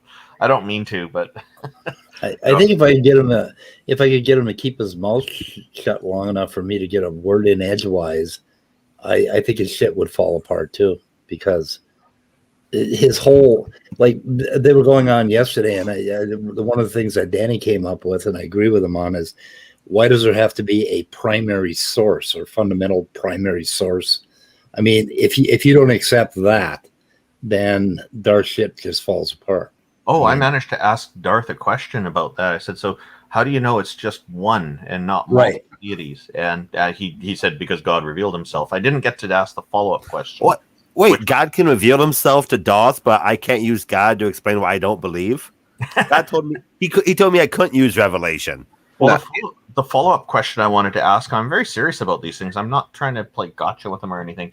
And what I wanted to ask him was, okay, so is it the case that the others haven't revealed themselves to you yet, or are you certain that they're not going to? I wanted to get into that with him, but it didn't. He went back to his interrogation. So, see, you guys need the tool set and the way of using his keywords against him. Oh, so like for example, I presuppose existence, right? And then I'll say, anything that exists is inside existence, because if it's outside of existence, then obviously it doesn't exist. So he has to put his God inside my box. And then when he asks me a question like, how do you know this? I'll say, I've revealed existence in such a way that I can be sure. You revealed existence to yourself then? Yeah. Oh, nice. So essentially we're saying Darth doesn't have a good idea. We just want to troll him for the views. Is that what this is about? Yep. Oh, I actually want to get through his line of questioning and see where it goes. I'm curious. I'm genuinely curious about it. You're curious. Do you think you'll be successful? It doesn't go anywhere. It doesn't go anywhere. I've never seen it go anhe'where. It'll only go somewhere if you'll admit everything he wants you to admit, I think. And I'm not willing to compromise on that. He'll claim victory. Oh, yeah. Somebody should do that. I think he's trying to convert people to Christianity is what it is. The second time I talked to Darth, I literally was like, okay, I'm just going to agree with everything you say. Let's go down the line. And that's what we did. And then he refused to talk about Christianity. So it doesn't go anywhere. Really? Oh, wow. So he's trying to troll everybody else as well. No, his goal is to make a bunch of Christians think that atheists have to believe these things. Okay. And then parade atheists around and showing them that the atheists don't believe the things that you think they should know. That's his whole thing. Yeah. So let's put Walker on the spot here. Walker, what's up? Oh God, why? Why not? I was just here because we were talking about viruses earlier. Oh, okay. Okay, did you catch the part where John Maddox is implying that the virus jumps? Are we still talking about viruses? Sorry. We're still talking about virus. I'm sorry, guys. I know you guys want to talk about Darth, but I'm fine with that. I was talking. just making a joke. Aren't we still talking about viruses when we're talking about? Oh yeah, yeah, we are. Of course. Yeah. Anyway. Yeah. No, I heard that part. It's kind of weird. I think he was mixing up two of the common creationist talking points. So there's one about retrotransposons or jumping genes, where there was some jumping gene event that disrupted some gene that had to do with like brain development, right? There's something along those lines, right? Yeah, but that was in the germline a long time ago, right? It didn't just jump, Yeah, I'm pretty sure. So his argument, so he was mixing that up with the idea that ERVs are used in the modern mammalian placenta, which isn't correct. Well, it is correct, right? So yeah, that virus is gonna virus. When a virus is replicating within your cell, there's two types of viruses, right? Hey, have you got a citation on that? Have you Huh? got a citation on viruses gonna virus? I do not actually. But so there's generally two cellular pathways that a virus can do when it enters your cell, right? So there's the lytic cycle, where it just sort of does the regular virus thing. It sort of takes over your ribosome, starts printing out more viruses, and then it lyses the cell. And then you also have the lysogenic cycle, where it inserts itself into your genome, sort of waits for a good condition, and then it starts the lytic cycle. And so sometimes, if a virus inserts into your DNA, it can, for one reason or another, not ever reemerge, right? And then that virus can get passed down. And, just through regular replication events, it can mutate to a point where the not the retrotransposable elements, but like the retrotransposase just doesn't work anymore. And then it stops being, able to jump around and reinsert itself elsewhere. And so what happens is viruses, they have these relatively compact genomes. Part of their genome is codes for like a sugary shell for the virus to actually house its genetic material in. And then it also has some sort of protein that'll bind to a recognition site that lets it get into your cells. And that then is it the also one. That's the one that's been commandeered and mutated and ended up being part of the placenta.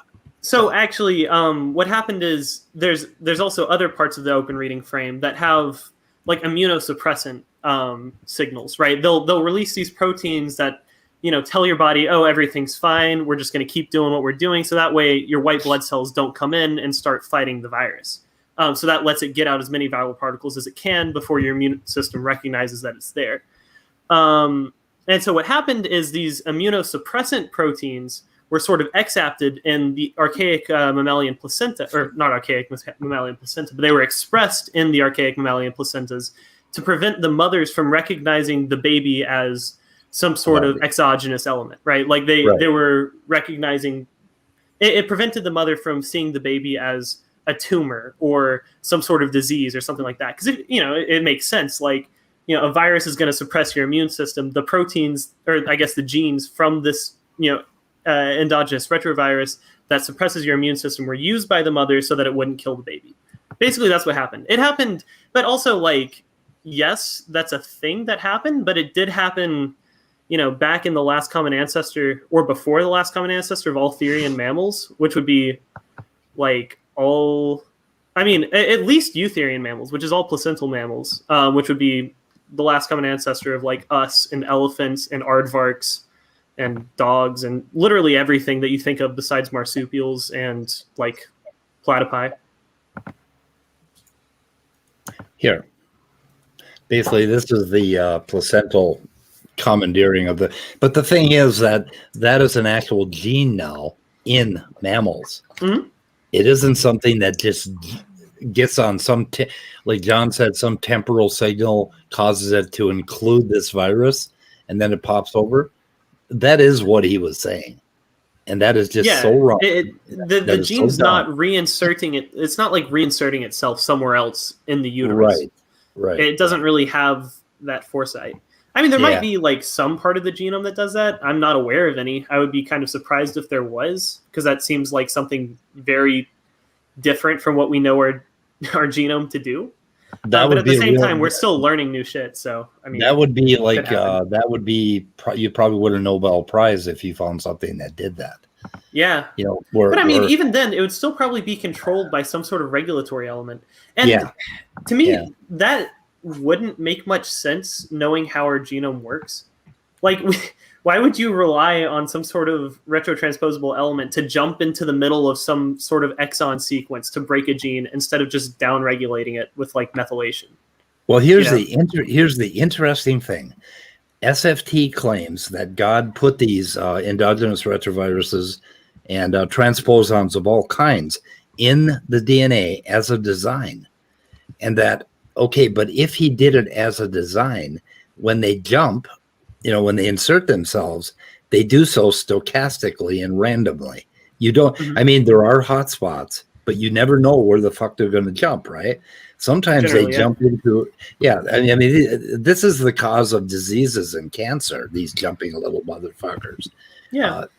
So anyway, so he's claiming that God put this in as the design, but the design is stochastic. So how in the fuck does that work? I mean, how is that a design? It just doesn't make any sense.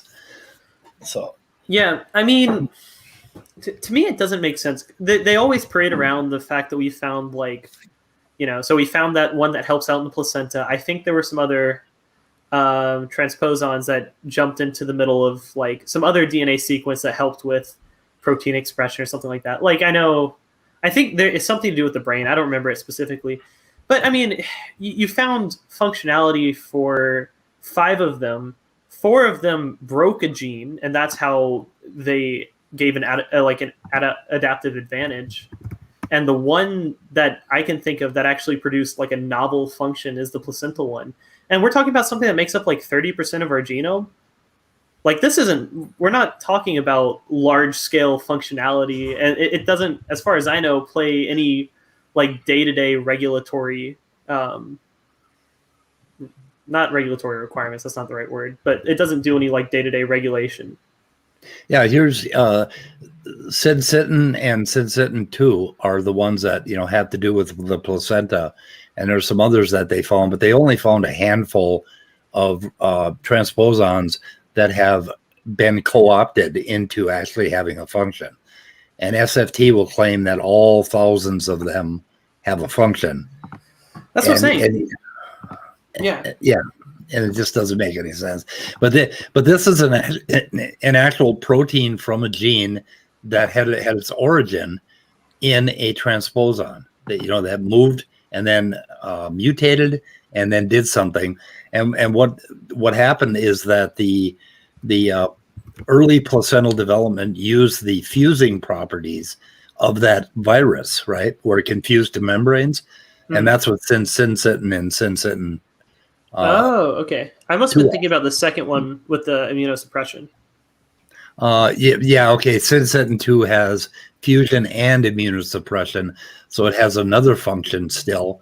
Mm-hmm. And so it's still.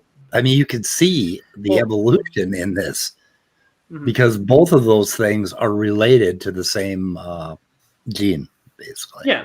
Well, and it also makes sense if you're thinking about it like virally, right? Because viruses, they have very compact open reading frames, unlike eukaryotic genomes are more or less segregated into independent genes. Yeah. So, you have one gene in it, it might have alternative splicings that could create different proteins, but you have one gene and then you have another gene or something like that. Viruses and prokaryotes just have basically open reading frames where you just sort of go down the line and just make everything at the same time. Viruses more so than prokaryotes. But so it would make sense if you have like one gene doing two different things. I'm assuming that gene actually encodes for two separate proteins that do the two different tasks. If I had to guess. I'm not super well versed on this. Yeah, this is some really very complicated stuff. This diagram shows you how these syncytiotrophoblasts wrap around the fetal vessels, and they show you how the gene is used. So they do know quite a bit about this. But this is one goddamn transposon out of tens of thousands of them. Yeah. And they keep saying that, they're all functional. No. 3 or 4 of them, or 6 of them that we found. I think we found 10 of them so far out of 10,000. And he keeps saying it over and over again in his preachy thing.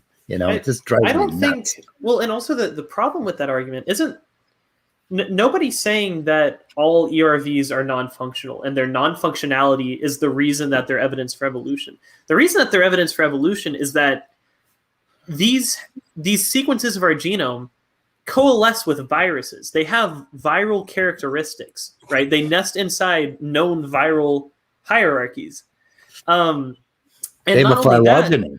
Yeah, exactly. And not only that, but you can take ERVs from sister species or sister clades, and they have the exact same insertion spot. And then you look at a different species that's a little more distantly related, that it won't have the same insertion spot. It might not even have an insertion from that virus at all, right? So you can actually reconstruct the exact same phylogenies that we've built off of coalescent data using just ERVs and get the exact same results. That's the argument for evolution. It has nothing to do with the functionality or lack thereof of ERVs. So I read a few years ago about certain vaccines. They actually take the virus and they accelerate its evolution in the lab, so they can make it make a bunch of variants in these vaccines for the flu and whatnot ahead of time, and then people are vaccinated before it actually evolves normally in the wild. Is that true? And is there do you know much about this area? So I'm actually not super well informed with virology. I took like an intro virology class. Oh, okay. It wasn't like an intro virology class, but it was like a virology research class thing. So I'm thinking this area is a really great testament to evolution as well. Oh, well, for sure. I mean, viruses evolve really fast. Yeah. We can see that in the recent coronavirus pandemic. I mean, any pandemic, we can see viral evolution because the pandemic has to come from somewhere. And it was recent, or before it was a pandemic, it was a viral strain that wasn't a pandemic. You know what I mean? So you can see very strong evolutionary pressures in viruses to just make more of themselves. But I'm not super familiar with specifically like epidemiology and like predictive virology for vaccines. What the heck? Journal of Creation. That's got to be a religious publication. It is. Yeah, creation.com. Anyway, they come up with this VIGE, V-I-G-E, the variation inducing genetic elements. And they believe that God put all these viruses into Adam and Eve's genome so that they could create variation among species. So you turn the cat kind into the tiger kind and the kitty kind and all that. And it's just fucking stupid because of the way these things work. The way these things work is random and stochastic. They don't have a particular place that they're going to jump, right? Yeah. They can jump into the middle of something and you die of cancer, or some other horrible thing happens to your brain. I mean, it's just ridiculous that they would even. But it just shows you that they will come up with anything that they can use to sound intelligent as a talking point to the people who are not capable of discerning fact from fiction. And the people who put so much time and effort into making such a nice looking publication, what a waste of time. And they're perpetuating a fraud. It's horrible, the disservice they do to humanity.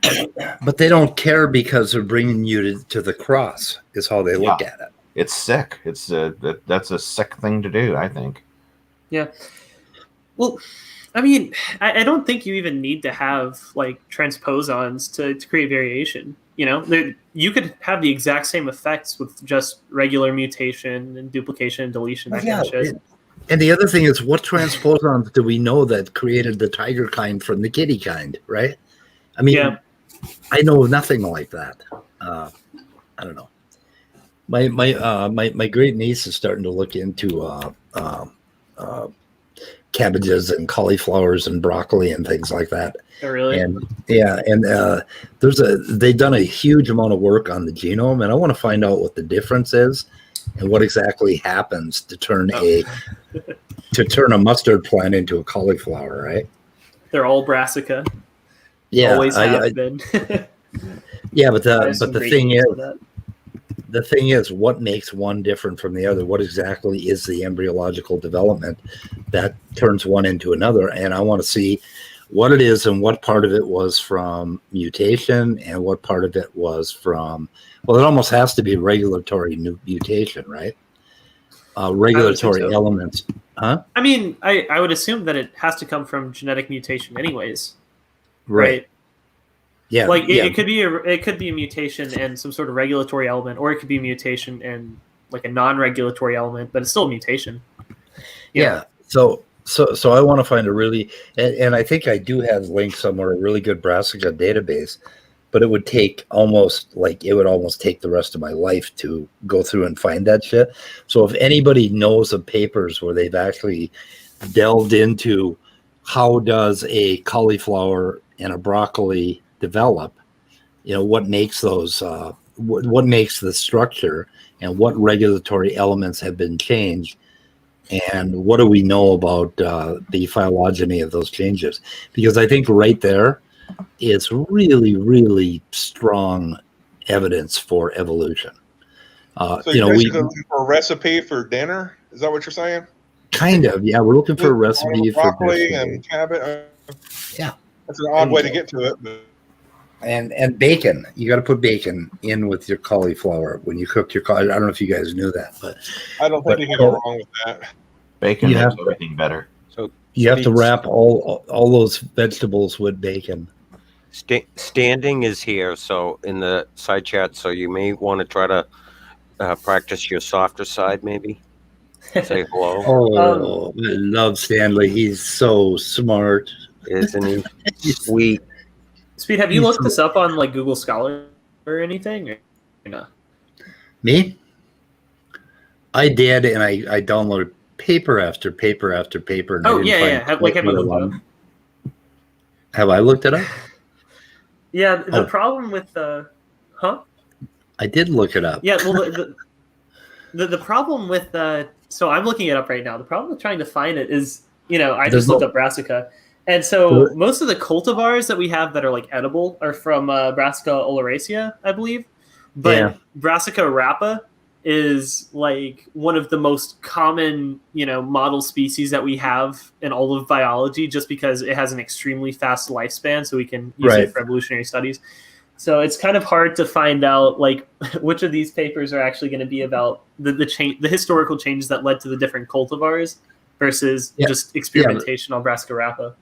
The problem with looking it up is that there is so much stuff done for agriculture, and I mean, you get lost in the weeds, right? Trying to find the right papers on it. Yeah. So that's why I wanted to go and find a really good database of the different genomes and start comparing them myself and see if I can figure something out. And the other thing that I didn't find a lot on, and I was really, really sort of disappointed, is the actual embryological development of the flowers, of the florets, where the variation happens. I wanted to see some biochemistry and molecular biology on how these things develop, and there doesn't seem to be a whole lot of information on that yet. But if anybody finds anything on that, how the florets develop, that is what I really want to key into, and I would be willing to spend some time researching that. You know what I mean? Did I make that clear? What I want? Mm-hmm. I want to know One how. of the papers I just found was called "Natural Variation and Evolutionary Dynamics of Transposable Elements in Brassica oleracea." So, it's kind of relevant to the transposon discussion that we were just having. Did you? And I bet you linked that. You did link that to me. You are such a good man. I obviously haven't read it. I'm just looking shit up. Okay. Let me look at that one. I'll do that this afternoon. Anyway, that really is that is the most interesting thing to me, is how things develop. And I've only I keep wanting to get to plants, because plants are far more interesting than animals when it comes to, because plants are embryos throughout their entire life, right? Mm-hmm. They keep developing over and over again throughout their entire life. Whereas animals just do it, in the early years, and then they call it quits. So you see, that's the exact reason I don't like plants. Really? they're just so confusing. Like the regulatory pathways of plants are just so weird, and like the ploidy variation, all that kind of stuff. Like to me, animals just make a lot more sense. Yeah. And then we got the fucking onion genome, which is really big. But Stanley came up with this brilliant hypothesis that the reason the onion genome is so big is that so it could survive without an overcoat on the North Pole, in case that situation ever came up for the onion. Mm-hmm. And that's why the genome is so big, that God created all of this, created heterozygosity in the onion, in this massive genome that's 16 times as big as ours, so that they could survive in case somebody planted an onion at the North Pole or the Antarctica or something. Yeah, maybe they could use the extra DNA to like knit a blanket or something. They could, yeah, I think so. But so this is the softer, kinder speak calling out Stanley's wonderful hypothesis about onions in the Arctic with overcoats. I love Stanley. He's my long lost son. Yep. Yeah. The son I never got to raise, because I wandered off and left his mom, and I spotted Gavin, and Gavin didn't have a shirt on, and I ran off with Gavin. And left I mean, that's understandable, though. Oh, yeah. Yep. Yeah, I've got all kinds of Gavin porn clips on my computer. I hide them in a... Oh, did I say that out loud? Did you see Skylar's making fun of him that time? Oh. He had a video making fun of Gavin, and took one of these Tom Cruise movies where he's running around with no pants on. Yes, yeah, that's classic. He gets up, and he was sitting on a he was sitting on a teddy bear or something like. Yeah, it was from Risky Business. Yeah.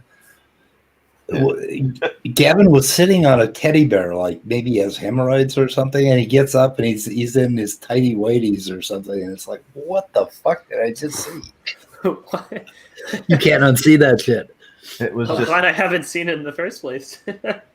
Yeah, it was an experience.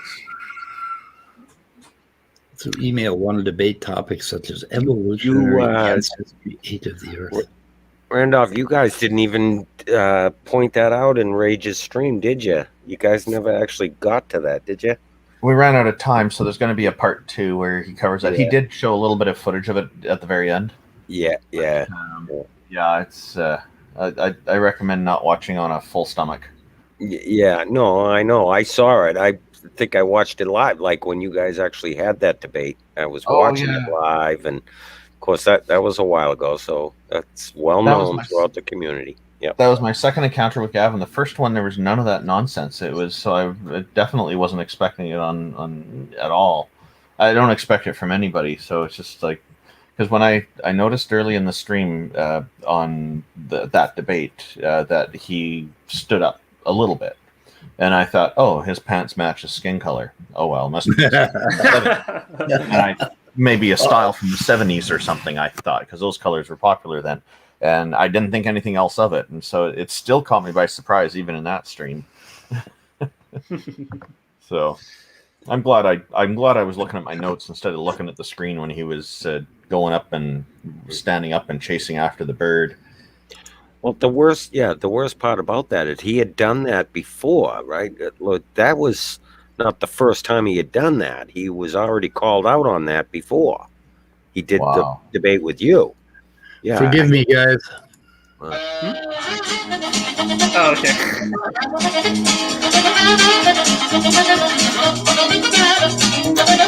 Okay, I got to give Otangelo his wrench back. I promised him.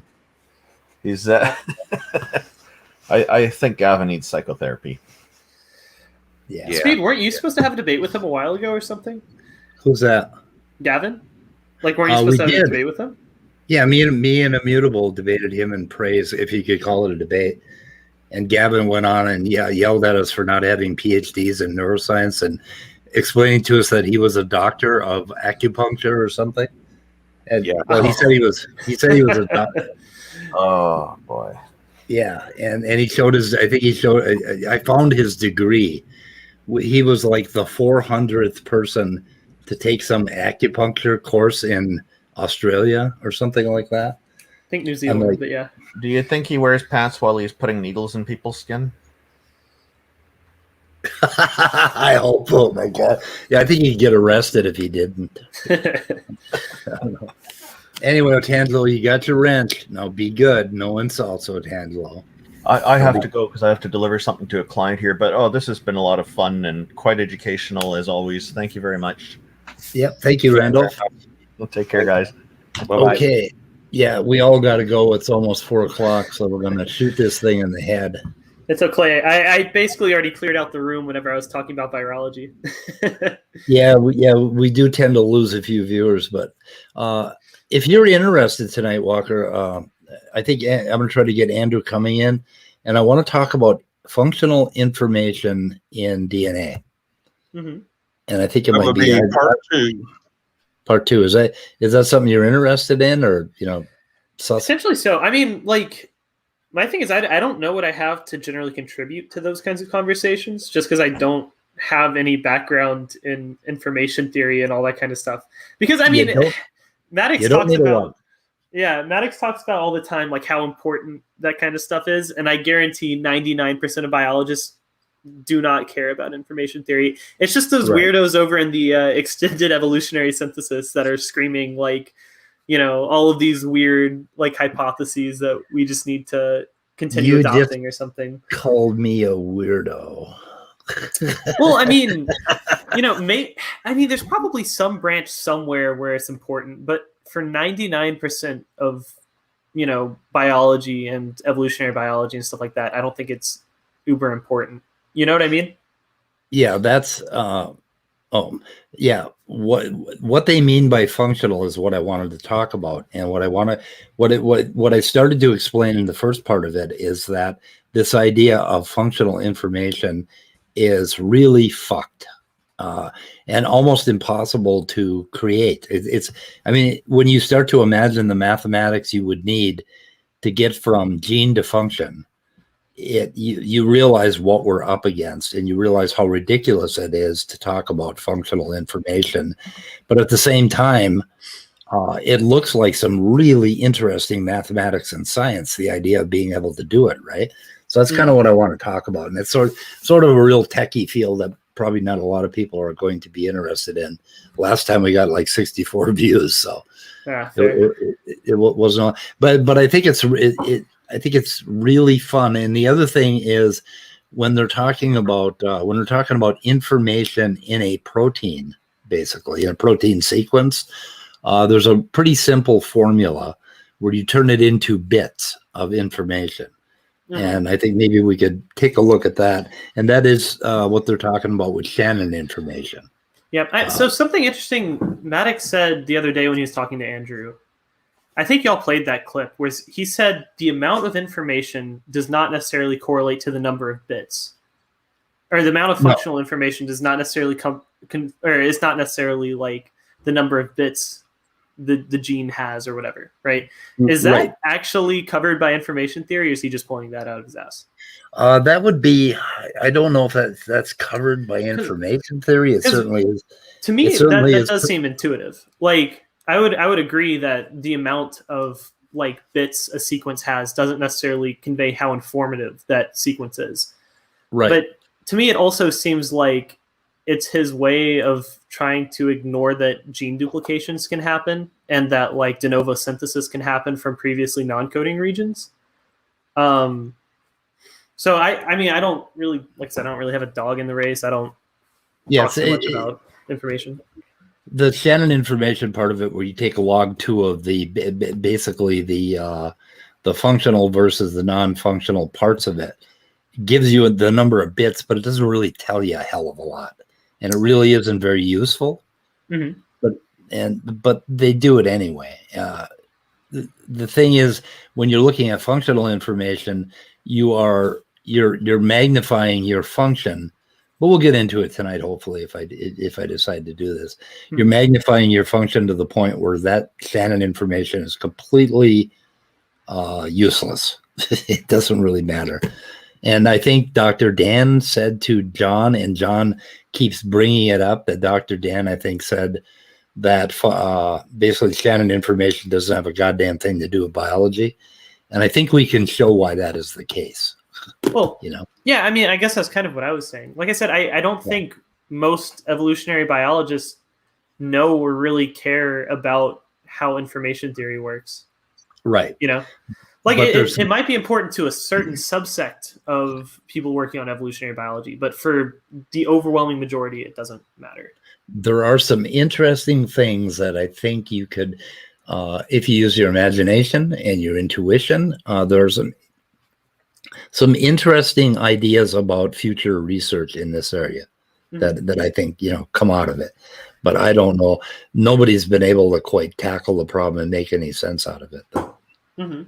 That's why there's this whole group that say, "Oh, those fucking weirdos with their extended synthesis," and and we don't care about what they're doing because they got their heads so far in the clouds, and they haven't produced anything useful yet. So that's kind of where it all comes from. I don't know. Yeah. Well, I mean, this is a side note, but if you ever want to have that conversation with Andrew and Dr. Dan and stuff about like phylogeny, I don't know what Andrew wanted to talk about, but I feel like that would be an interesting combo to have. Well, he's still, I think Andrew hasn't been around today. I think he's probably busy. Probably doing work or something. Yeah. Yeah, well, he's busy with school. But Andrew has to set that up with Dr. Dan, and we'll get you in on that one too. Okay. Yeah, to me, it's kind of an interesting, because he said that he wanted to have the conversation to formulate an argument about phylogenetics, which I'm wondering what he's trying to do there. If he's trying to talk about like the probability of two unrelated sequences coalescing or something like that, I can see that happening. If his argument has something to do with like actual established phylogenetic trees, I mean, the tree itself is the hypothesis, and the sequence data is the data that you use to test the hypothesis, right? So I don't think you can necessarily construct, at least, from my understanding phylogenetics, I don't think you can necessarily construct an argument. Look at CRISPR's comment. Yeah. Anyway, I just love, like I say, I'm a theory slut, and I'll sleep with any fucking theory that comes along. And I like complicated talk. I don't know. I mean, I don't disagree with all the things that EES people say, but I disagree with, I don't know, there's definitely like a fringe part of that argument that there's just like some weirdos over there. Yeah. Well, it seems like they have great hopes for something, but the computational power that we would need to do anything useful with any of that stuff is just so astronomically away out of our reach right now that I don't know. But anyway, I just want to show my diagram and talk about it a little bit, and you can kind of get an idea how hard it is to shoot your mouth off about functional information when you don't know what the fuck you're talking about, right? That's kind of the point of the talk, is to pick on the idea, but also to look at where the idea may go in the future if it ever becomes a real science. Okay. So we're going to shoot this in the head? Works for me. Yes, sir. Okay, thank all of you out there for being in the chat and viewing this thing, and we're going to kill it now. Goodbye, cruel world.